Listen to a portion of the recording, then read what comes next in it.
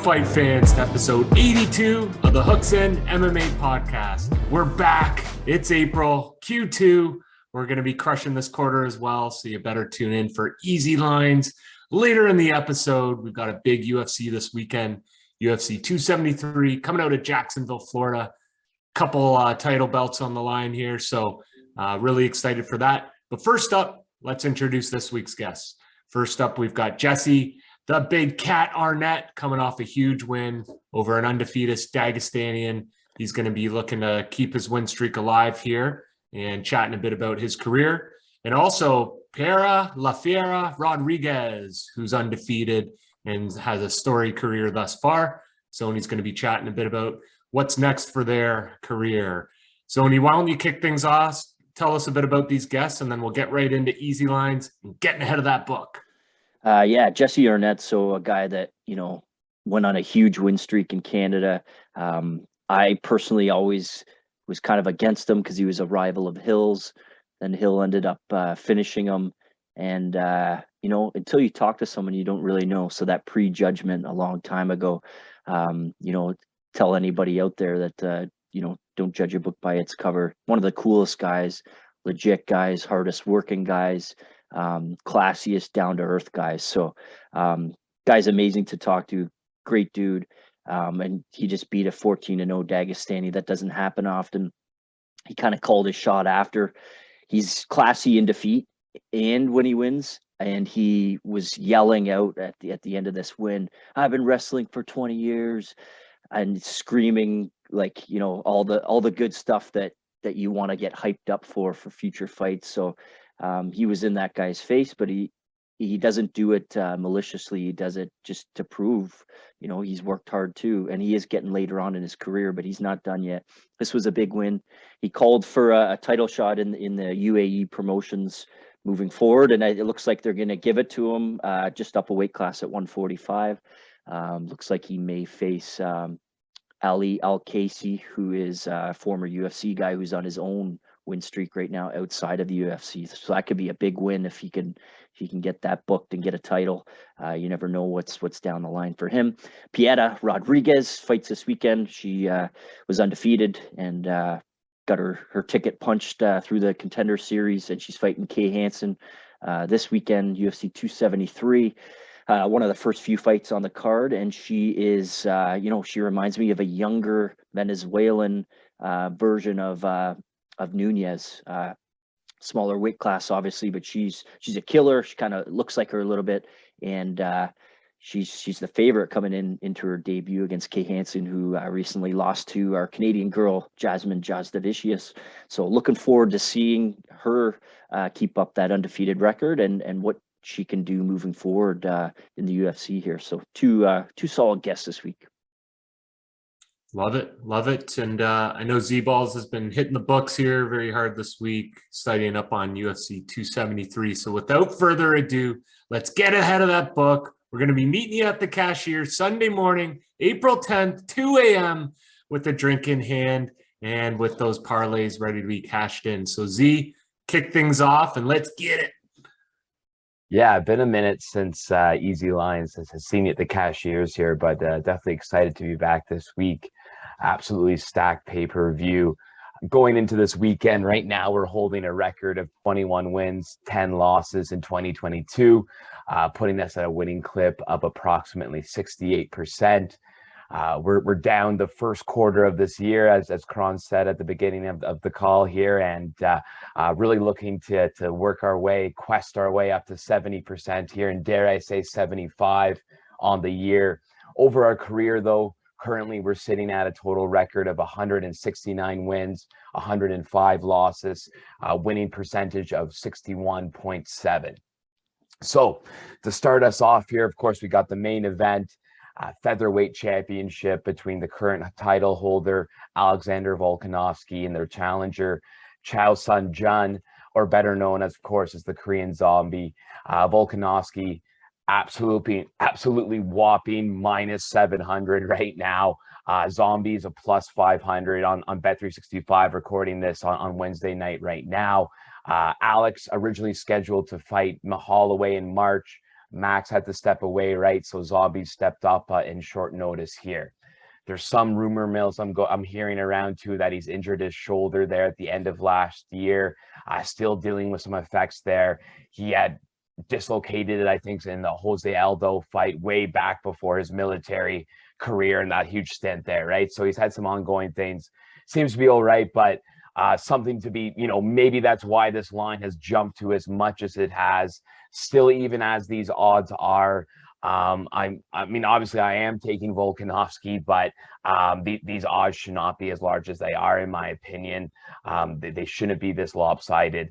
But Volkanovski, he's a volume puncher. He hits guys, they fall sometimes, but they get back up, right? He doesn't really have that fight-ending power. Zombie does have that power. So Alex will have to look to use his excellent footwork and lateral movement to really stay out of that close range at first. Looking to pick at that lead leg of Zombie. He's very, very heavy on that lead leg. Zombie, quite dangerous on the ground though as well, right? He's got a twister on his record, a few chokes and triangles as well.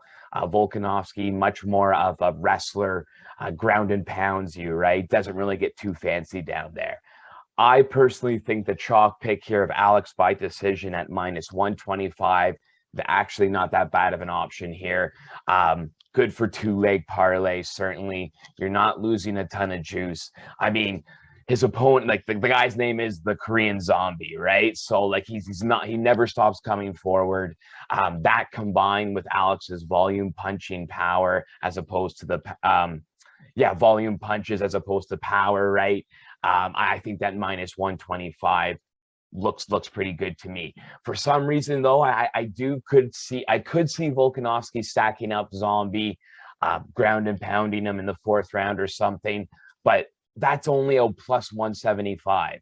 I think it has a shot to happen, but not that likely to be on. Not a +175 likely, right? But maybe in a 2 or 3 leg parlay if you're more on that side. But 4th round finish by Volkanovski is my value at +1400. Clearly, I do like the fight to go over 2 rounds here, but very, very little value there. Even over 2.5 rounds is a -300. As another value pick, though, I do like the Zombie by decision +1,000. Again, obviously large value. Don't expect to win this bet. But I am going to sprinkle some on there. If he is going to win, I could see it at +1,000, definitely worth it. Him by finish, I believe, is a +700 the last time I checked. So, I mean, there could be some value to be had there as well. But Volkanovski, I'm not even sure if he's ever been finished in his career. I'm not too sure about, maybe earlier in his career, but I don't see that happening. I could see a back and forth fight here. Close decision, similar to even these Max Holloway type fights that he's had before. So, yeah, that's kind of what I'm looking at here, boys. But yeah, what are you guys feeling for these lines?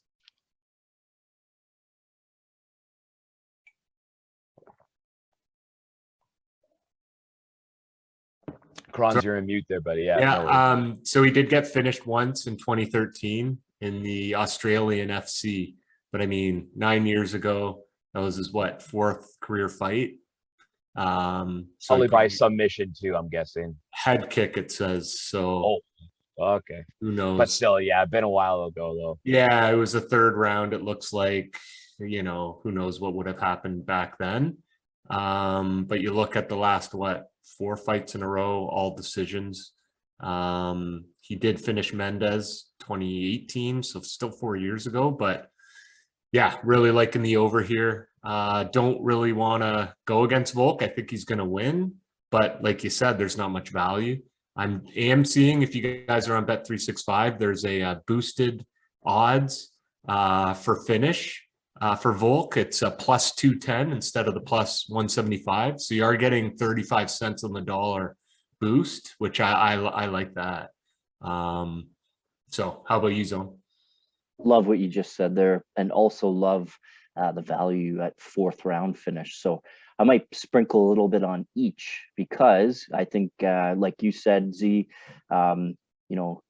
he wears on his opponents, right? So he's gonna Korean Zombie has the front leg forward, and it's fairly stiff because he likes to generate that power. I think that leg gets picked apart, and Volk just has the best cardio, if not the best, some of the best in the entire sport. So he's not, unless he gets knocked out cold. You look what he did against Ortega, right? He almost got choked out of his mind and somehow survived that. So I like 4th round finish for value. Love that. And I love the finish boosted at plus whatever you said, 210 or 210. Yeah. I love both. And the over, I guess, too, really. So we're on board here, boys. All 3 of us. Let's go. Yep. Love it. Yeah, no, I like that boosted as well. I'm seeing that on here right now, plus 210. Booster shot. The boosted, like, I never know about the boosted though. I feel like it's it's because they're trying to entice people because too many are on the decision, right? So that's kind of I feel like it's sometimes those are traps, but hey, the trap. I known about the boosted for Monday night. Oh, what was the boosted for Monday? Plus 1,100, and he won over $1,000. So many boosts. But what do you? Or what for the championship game though? Yeah, like a 3-leg parlay, Yeah. player prop leg parlay. Exactly. Hey, and I've run my experiments on Got this. it at the last minute. But I've run experiments on it, and it does, like, sometimes it does go through, right? Because at first I was like, I think they're just trying to buy you into it. So the first night, of course they all lost. So I thought my theory was right. Then the next night, like 2 of the 3 won, right? So, but yeah, no, that looks lovely. But jumping into this co-main event here, long-awaited rematch between Petra Yan, or I'm going to call him Peter moving forward, Aljamain Sterling for the championship of the bantamweight division. Right now, Wednesday night, as of recording this, Yan is currently sitting at a heavy favorite. All these fights are heavy favorites, these top 3 fights. But yeah, Jan's currently heavy favorite at minus 500 on Bet365. Sterling underdog plus 380. With the way their last fight was going between these two and Jan's recent performance against the surging Corey Sandhagen, it's not hard to tell why both the public and the sharps are on the Russian here. I am taking Jan to win this fight as well, although I do see some value on Sterling, again, similar to the main event fight. I'll kind of get into that a bit later, though. Jan's game, extremely straightforward, right? Rudimentary, pressure style kickboxing. His defensive striking skills are amazing. He'll really force his opponents to work the first 2 rounds, always pressuring.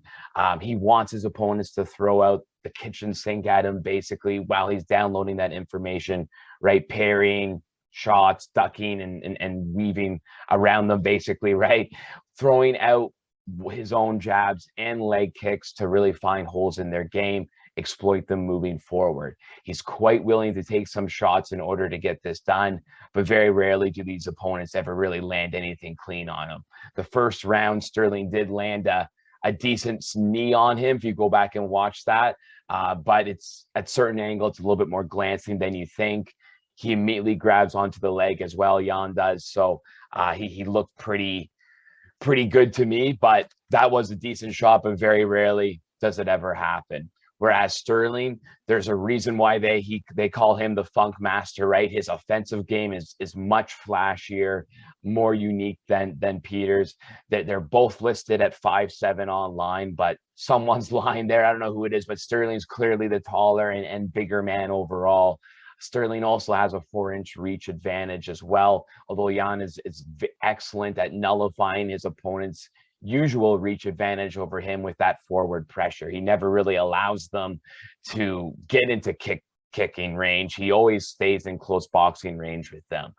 I see this fight going very similar to the way the last one went, and most Peter Jan's fights go kind of where he starts off a little slow, but since they've already fought and this is a rematch, he won't have to download as much information. I think he'll let Sterling throw a little bit of everything at him in the first round and then come harder in the second round than he usually would, I think. I really have a gut feeling this one ends in a finish. Jan is a plus 137. by any type of finish. So I do like those odds.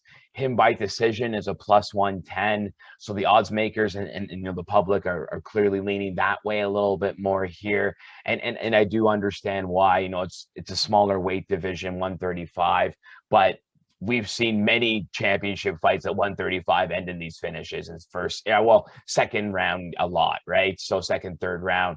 I think something similar is gonna kind of happen here. The value I see on Sterling though, is with his own finish at plus 800. Very unlikely, obviously, but that's kind of the only way I see Sterling winning this fight, is catching Jan in some sort of crazy triangle choke or some sort of jiu-jitsu move, right? And as I said before, these 135ers, yes, they're a bit smaller, but we've seen these finish happen a lot. So Jan at plus 137 is one of my main plays here. And then I'll be sprinkling something on Sterling by finish plus 800. The finish, or you know, the fight not to go to the distance, is currently plus 100, I believe. But that one's kind of tough to take, because you might as well take Jan at take the extra 37 points there at Jan by finish. So I'm going by that, just because I don't see like I said, I'll already be sprinkling a little on that plus 800 for Sterling. But yeah, what are you guys thinking for this one? Yeah, I don't disagree with anything you've said. I'm just going to offer one thing, and that's in the previous fight with 31 seconds left in the fourth round, as Jan usually turns it on, and then the knee came in. So I could see a similar, him avoiding being, you know, pieced up or finished by what looks to be the best shape Sterling's ever been. He looks absolutely ripped, but there's a difference between being in shape and being, you know, the better, longer timed fighter. My value, literally, I'm taking Jan in the fifth round at plus 2,000. I think he does something similar. Third, fourth, he starts picking it up, and I think Sterling can obviously go that length. He's in great shape, but I think in the fifth, just the mentality and the toughness of Jan is going to overcome Sterling, and he's going to get a late round finish. And at plus 2,000 for the fifth round, I'm jumping all over that. Nice one. Yeah, I like that for value. Not much here for me. Just sprinkling a little bit Jan by finish. I'm seeing it boosted at plus 162. So you're getting what, 25? A night of booster shots. Yeah, exactly. Hey, give me some more Moderna and let's fucking go here, boys. But what else do we got? We got the People's Championship of the night, People's right? main event. I think it's the the one we're all looking forward to, potentially the most on the card. So I'm sure you got a nice analysis ready for that one. Oh yeah, just to add on one for the Jan very quickly. I like, for me personally, I just like the third round plus 900. That's my value. We're all on the same page with the finish. I think Zone you're going with a little bit later. I'm thinking more of the middle of the fight, but let's watch it end up in the fourth, right? Right. Yeah, of course. But, of course. You know, that's what's going to happen. But anyway, so yeah, get into the People's main event of the evening. Much anticipated welterweight bout between Gilbert Burns and the fast rising star Hamza Chimaev. Chimaev coming in as a very heavy favorite. Again, typical story of the night, minus 500, and Burns a plus 380. At least that's what I think I wrote that last night. Might have changed by now, but another one. You know, I'm taking Chimaev to win this fight. But still believe that this line is kind of inflated, right? This is the type of fight that considering the type of people that Burns has kind of fought before.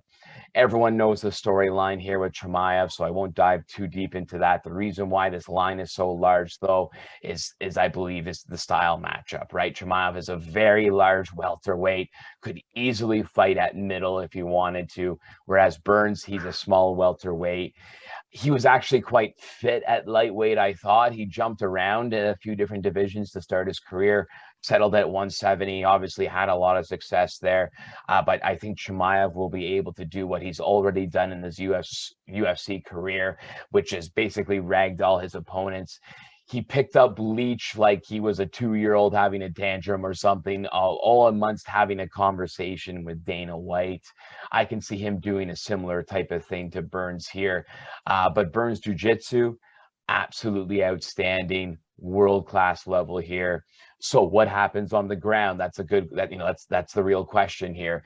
Gets a lot more interesting because they have very opposing styles to their grappling.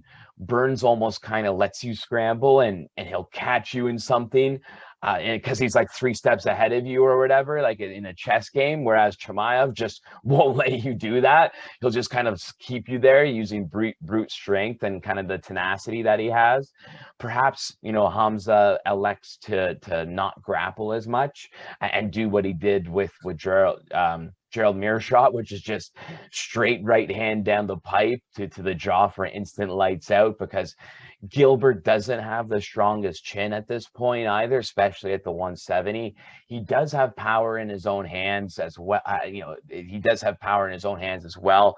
But I just don't see him being elusive enough or technical enough to really, to dodge those punches, those strikes. There's really something that I feel about this kid, just as everyone does, as clearly, the odds makers, everyone does.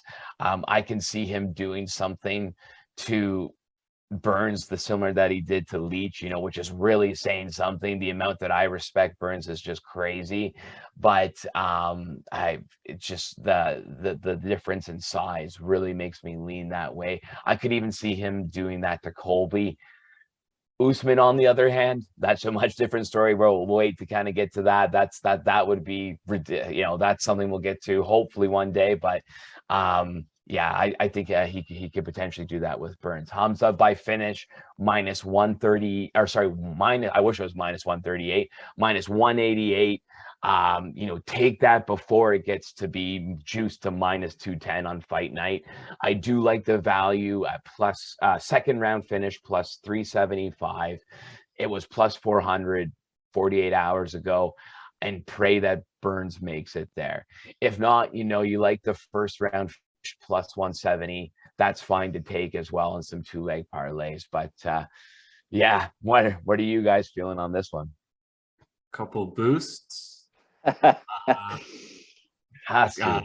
Chimaev finished first round is boosted to plus 180. So yeah, have to do that. Yes. Okay, what is the par? Okay, you keep talking. I'm gonna parlay those and we'll get into it. So I like that. Yeah, I've thrown him in a bunch of like parlays just by finish, because who knows, maybe he just toys with them a round or two. But yeah, I'd be so surprised if 1, it goes to the judges, or 2, if Burns wins. Like I just don't see a world where that happens. But this is fighting, puncher's chance, this and that. I just think Chimaev's gonna roll, and the one I'm already looking forward to is him versus Usman, in my opinion. Yeah, I'm going with the second round finish for Chimaev. He's been only to the second round twice, and I think Burns is good enough to get out of the first round. If he doesn't, then that just speaks to how good he is.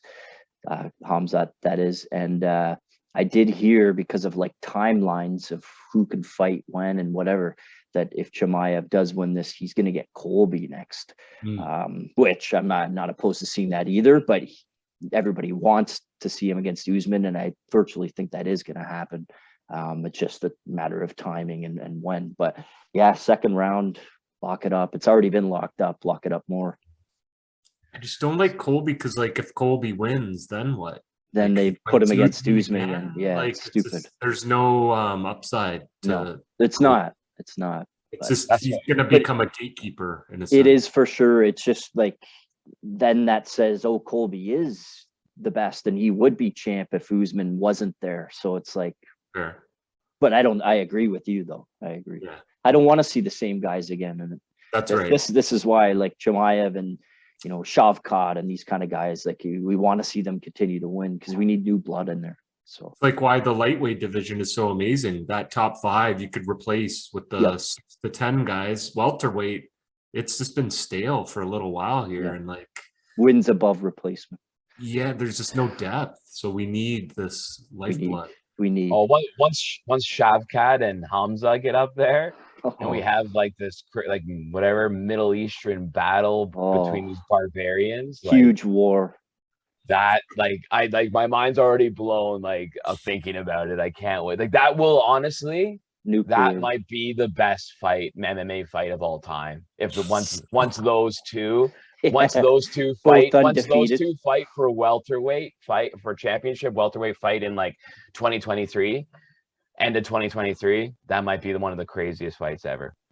Like I have a feeling about that Shavkat, man. He's nuts as well. Fucking nuts. If they sign the Neil Magny fight and he beats him, he's gonna get I don't know. Like you could give him a bunch of guys, but I can't even think off the top of my head. Somebody even better than like Sean Brady. Like I don't know. Luke, if Luke wins against Bilal. What even like Hamza? Could Hamza fight Leon Edwards next then? Well, that's who Usman's fighting for the belt. Yeah. Oh, that's already been announced and everything. Well, pretty much. It hasn't officially, but they're saying I think July. Yeah. Okay. Yeah, like unofficially, which basically means if Leon somehow he hasn't had great luck, maybe he gets an injury and they give Khamzat Usman, maybe there's an opportunity. Like Usman can't run for too long. Like that's like that one will be that will be the lead up to the Shavkat one. We'll see who will be like but I think Hamza will be able to beat Usman. I think eventually. I'm actually. What's the line? What's the line for Usman? I looked in December. It said Usman like -210 and Hamza at +170, but that was before he boosted to 200. Boosted 200. Yeah, I think Hamza was like +170, and this was in like December or something. And it was just a futures, but there's no way it would stay at that, especially if he beats Burns. He's just going to continue to creep the gap or close the gaps or to even money. Exactly. Especially if he like finishes Burns. Or like second round. Yeah. Which we do expect, but that's it for me right now. You guys jump into your other picks for some of the more preliminary and I only have two, so I know Zoni. You go first. Yeah, some prelim values. So I before just because I said I would, I told the listeners already. Those three boosted things together is so Peter Yan finish, Volkanovski finish, Chimaev first round, all boosted plus 2178. So $10 bet is $227. I've never seen more free money in my life. Unreal. Okay, go ahead, Kron. They might as well just call that a bet credit. Yeah. But when you bet credits and then win it, then it boosts itself. And it's a double boost. So actually, no, I do have three. I've got a few. All right, let's go. I don't know. I like Madston. I know we kind of bet against him the last time and he kind of showed us up and won, stayed undefeated. He's an underdog. I don't really get why. So I'm going to take him. Looks like he's starting out the main card. Really like Ian Gary. I know he's still an unknown to some extent, only 8-0, but I like his potential and I think he's going to roll. Tibura, I don't think he should be that big of dog. It's not like he's crazy, but it's plus 140. I'm just liking the plus value, and I actually think he wins that. And then the other one is Julio Arce. He's coming off a couple tough split decision losses, and I just think he's due. And looking at the guy he's fighting doesn't really impress me. The record's good and stuff like that, but I just think Arce, he did get knocked out against Yadong Song, but Dawadu and Marias, he lost splits on, and I just think he's going to come back and bounce back with the win here. How about you, Zone? I hate to go next after that. I don't want to go against Chib. I'll try to go. I'll say a couple that you didn't mention that I like. So Alexei Oleinik, Bandera on short notice. It goes either two ways. Alexei submits him or Bandera finishes him. I like Bandera finishing him. He looked pretty good on the feet, which was a stand-up battle the whole fight against Arlovsky. Lost a split decision. Oleinik's 44 years old. He's lost 3 in a row, if I'm not mistaken, and he's on his way out. And if he loses this, he gets cut. There's no way they're paying him to lose 4 in a row like that. I like Vandera with the finish. I've been on Aspen Ladd for the last week and a half. I'm kind of getting pulled back down to not too sure, but I'm still going to go with her at plus money. She shouldn't have been fighting at 145. She stepped up kind of last minute and just didn't fight her fight. Pennington's unreal in terms of like what she's done in her career, but I don't know. I think it's more of a gut feeling with Ladd here. My upset pick of the night is Darian Weeks. I liked how he fought against Barberina on a week's notice. He lost the decision 2 rounds to 1, but the 1 round was very close. It could have went the other way. And Gary, yes, he did look good his last fight against Jordan Williams, but he did get clipped a few times as well. And he's an unreal prospect, and we listed him on our hooks in as a potential, could move forward. So I could see him winning. I just like the value at plus 250, I believe it is. The other one too, I really like Tisha Torres. Dern's a great ground fighter, but Torres is so quick and so strong and tight and short and just compact. I don't think Dern's going to be able to get her on the ground and keep her there. She may, kind of grind her up against the cage and maybe get her down, but Tisha's going to bounce back up. And if she wins this, it'll be 4 in a row. She's on a real heater as well. I like her just by decision. The money line I think is even, but decision, I like her in 3 rounds. Dern's going to end up, expending too much energy trying to get the takedowns. And I think Tisha wins a decision there. I really think Rosenstrike gets a finish here. I hate to go against Kronz too, but he's got good enough takedown defense, obviously not against Blades, but a lot of people aren't good against Blades, with his takedowns. So I think it's good enough against Ty Burr. I think Rosenstrike's a little bit better of an athlete than he's faced. I know he beat to Greg Hardy, but I mean, he's an athlete, but he's not, an experienced, skilled guy like Rosenstrike, and reason why the UFC cut ties with him with his losses recently. And the last one, Kronz, again, Arce, we've had him on the podcast. I like him, and he's obviously the favorite. He is very skilled, and his we talk about strength of schedule. Santos though is a pressure fighter, and he's a Shuto kickboxer. So I think it's an intriguing matchup, and to open up the card, this is kind of an underrated banger of a fight. I really recommend, if you weren't going to watch this fight and kind of tune in later, to start it up early and watch this. It's going to be stand up, and somebody's going to get really pieced up badly. I like the pressure of Santos.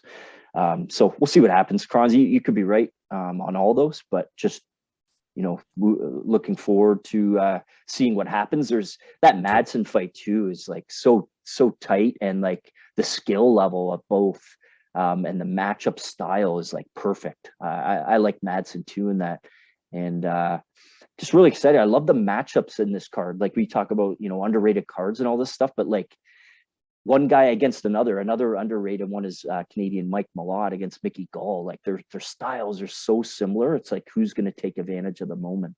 And there's a few other fights that we just talked about that are the same. So just looking forward to seeing which guy or which girl, just kind of takes the center and takes control, and who's going to make the mistake. Like it is very tightly contested matchups this weekend. Can't wait. Nice. Yeah, no, all good points. Definitely see both sides of it. My only concern with that Santos is he hasn't fought since 2019. So yes. Yeah. 3 years off is a bit of a lengthy one when you're only 10-1. So, but he's a young kid. It is a concern for sure. Yeah, and I bet he's been in the gym going nuts, doing the striking and sparring and stuff like that. So yeah, great one to kick things off. So everyone tune in Saturday night in Jacksonville. It's going to be a banger of a card. I think this could be one of the better ones this year that we see in terms of names and matchups. So yeah, we'll catch you next week for episode 83. We got the Luque headline fight next Saturday. So we'll see you at the cashier. Let's get it.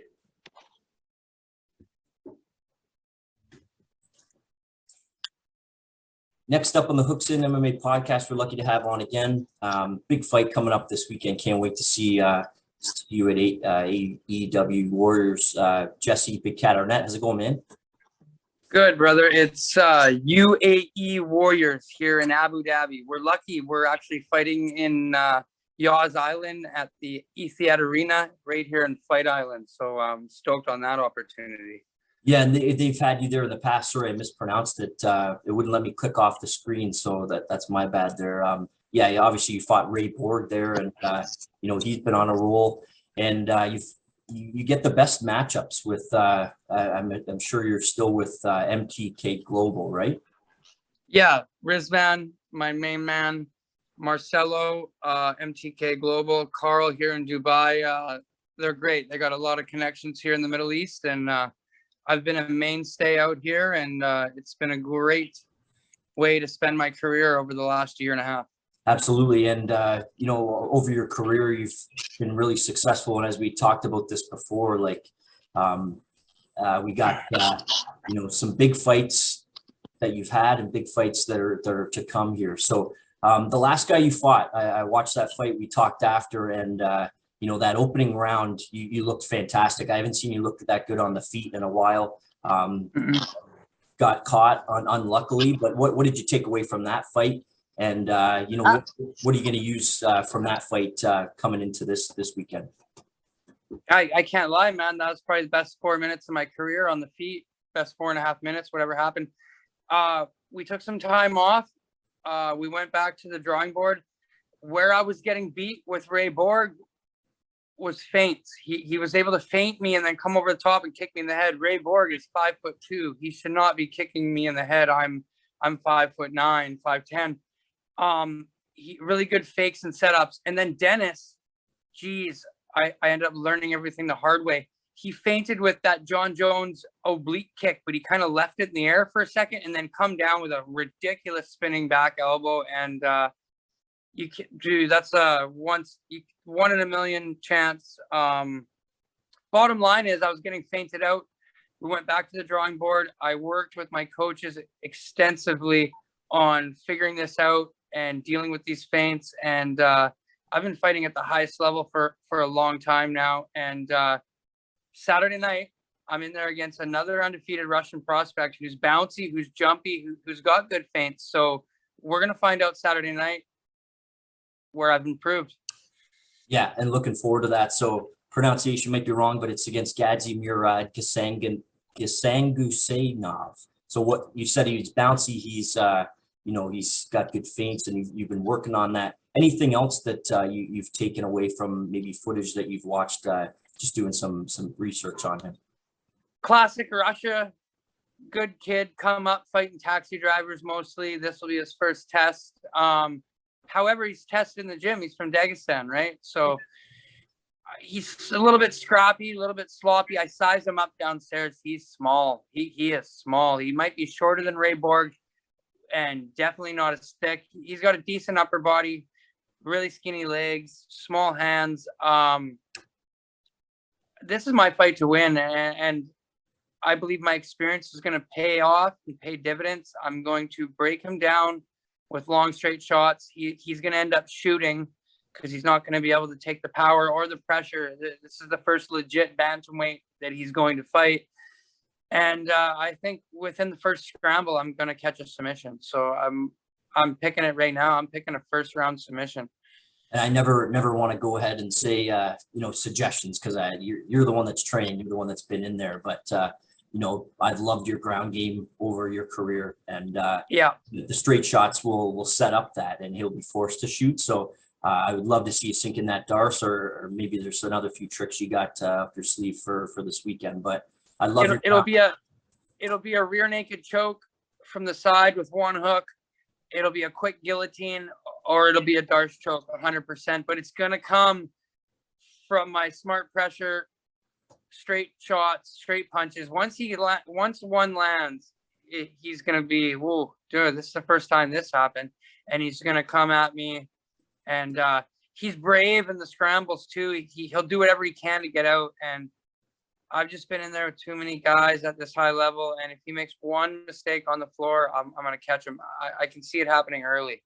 Absolutely. And, they always put on great shows and great cards, and can't wait till this weekend to see you get back in there, get that win streak going again here. And you got all the talent in the world, buddy. So we'll be crossing our fingers for you, and can't wait to send you that congratulatory message after the fight, buddy. Mad love and much respect. I appreciate how you saw last time. That was some of my best work. I was just starting to open up, have some fun. Didn't happen, but I was going to come upstairs with that kick next round. I spent that camp in Sanford MMA. My wrestling and jiu-jitsu got even better down there. I can get up now with some of the best guys in the world. So I'm looking forward to showcasing my skills Saturday night. And I'm not finished by a long shot.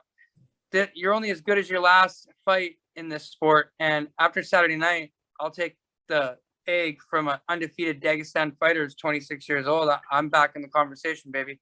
Absolutely. Can't wait to see that, brother. UAE Warriors, that's number 28 international, and that's this weekend. Can't wait to watch you in there again, buddy. Thank you so much for your time. Jesse, Big Cat Arnett, get that W. This is Hooks in MMA, brother. Much love, brother. Much love. You take care. We'll talk soon. Yes, sir. Next up on the Hooks in MMA podcast, we're lucky to have on 7-0, undefeated fighter. She's fighting at 273 next weekend. Fiera, Rodriquez. How's it going today? Hey, hello. Thank you for the invitation. No problem. We appreciate your time, and time is valuable this time around, especially for you. Fight week is upon us tomorrow. Just wondering how you're feeling, and what's getting you most excited about next weekend. Well, I'm excited because I'm very happy for this fight. I think this is a great opportunity for me. This is a great opportunity in my career. And I'm excited because I want to show all the hard work that I've been putting in this camp. So I'm excited because it's going to be in front of a lot of people. This time is a big show. So I'm just, I still can't believe like my debut in the UFC is going to be in such an important event. So I'm very happy. I'm very grateful, and I can't wait to be in the octagon already. Absolutely. And we're excited for you. Speaking of hard work, though, obviously you haven't got here without that. Just speak quickly, based on where you grew up and what kind of got you into MMA and, putting forth all this hard work and getting yourself up to this point. So I'm from Venezuela, and I grew up there, and I was just studying my career and normal life. I was not supposed to be a fighter. I was just a normal person studying. I was studying psychology in that moment, and I came into a boxing gym because a friend invited me. And when I started hitting the bag, I love it. I realized that it was something like, what I didn't do this before, like that feeling. It was so big in my life. I didn't know that feeling before. So I started doing it, and a few years later it becomes like a real big thing in our career for me. But it was just a hobby at the beginning. And everything started to change when I start to get into the rings and start feeling the fights. This adrenaline that I say it's like a drug for me. Yeah. You once you step in a ring, is or you hate it or you love it. There's no something in between. Yeah. And I love it. I love it so much, and I couldn't wait to do it again and again and again. So now I'm right here. Absolutely. And you've done so well all the way up into this point, and expect nothing less moving forward. But I kind of go back to your LFA 105 fight against Svetlana Gotsik. I'm not sure if that's pronunciation is right though, but one of the toughest toughest girls on your resume based on her experience, and then that led to the Contender Series fight. So speak about those two fights quickly. Just that fight that got you to the Contender Series and that Contender Series win that got you to next weekend. Yeah, so I wasn't expecting a title fight when I signed for the LFA. I was expecting a normal fight. We signed for a normal fight, 3 rounds, but my fight get canceled like 1 week before the fight, and they switched the opponent. And the only girl that wanted to take this fight, it was her, and she was like a big record and a big experienced girl. So the manager told me, like, if you take this fight with this girl, we're gonna make it for a title. And I say, of course, man, I'm gonna fight, because I already did a fight camp and I'm not gonna lose everything that I have worked for. So we take the fight, and it came out so well. I get in this fight, I get to push myself a lot and to develop a new level. So that make me more ready and more prepared for what was coming next. That was the Contender. I didn't know at that moment, but opens the door for the Contender series for me. So it was a hard fight. It was a fucking war, but I work so hard every day, and I think I did all the job that I have to do it for winning.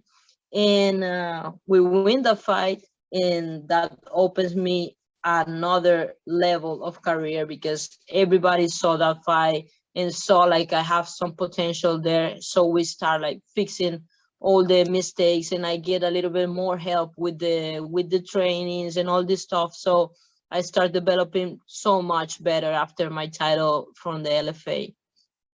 Awesome. Yeah, that was fantastic. I'll probably have to go back and watch that again. 5 rounds, right? So an absolute war. So next weekend, I have, a little bit of experience watching Kay Hansen, because I'm a Canadian, and fellow Canadian Jasmine Jasdavicius beat her last time out, and, found a few holes in her game and was able to get the decision win. What do you see in Kay Hansen, and, how do you feel about that fight, and how do you see it ending up? Well, I know she's a girl that she's not gonna rush things. She likes to wait for the mistake to get you in a bad position and get the submission. That's her style. But I think I've been working so hard. Everybody see me as a striker, and everybody think I'm just a striker. But nobody have seen all the work that I've been doing in the floor. So it's not like I want to go to the floor with her, because I'm very comfortable on my feet. But if she takes me to the floor, she's gonna realize in the fight I'm not just a striker, So this is gonna be an interesting fight, and we never know. In this fight, we never know what the opponent is gonna come with. But usually that's her style. She's more like a patient. She have a lot of patience, and she wait for you to make a mistake, and then she grab you and she choke you, or she do an armbar or something like this. That's her style. But like I say, let's see what happened there. Yeah, looking forward to that. Just outside of training and fighting, what are just a couple of hobbies that you have to enjoy yourself? Well, I spend the most of the time just in the gym, fighting and getting better in all that is not just like fighting, but all that is an athlete, like food, conditioning, everything, trying to have a better lifestyle every day. And I spend a lot of time in that. And also I like to read books, and I like to talk with my family for video calls, because I'm always far away from them. So I know I spend my time like mostly in the gym, but that's what I do when I'm not in the gym. That's great. Any sponsors, shout outs, or social media? No, just me. Well, we got to do something about that. Yeah. I think after this fight, some people are gonna see me. Awesome. Yeah, looking forward to next weekend. Next weekend on the Saturday is actually my birthday. So it's going to be, a nice little celebration. And April 9th is a good day. And it's going to be a better day for you because I have a good feeling about next Saturday. So really appreciate your time. Thank you so much for coming on. Piera, Rodriquez, this is Hooks in MMA. Thank you so much.